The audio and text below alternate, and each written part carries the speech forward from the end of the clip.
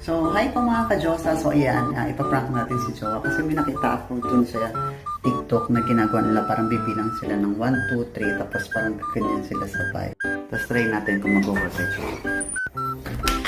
Lab, may games ako paano sa'yo. Halika dito, paano ko ikikwento sa'yo? Parang bibilang ako ng 1, 2, 3, tapos sabay tayong palalabasin yung ganito. Yung double chin. Ganun nga.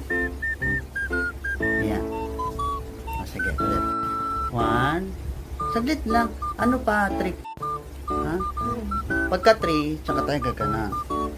1, 2. Teka lang, mamaya pa. Pagka 3 pa. Utang. Pagka 3 pa nga gaganon. Huwag ka munang umano. 3 pa nga lang. Dali na. Ulit. Nakagating kita. Dali na. 2 pa lang kasi. Dapat pag 3 pa.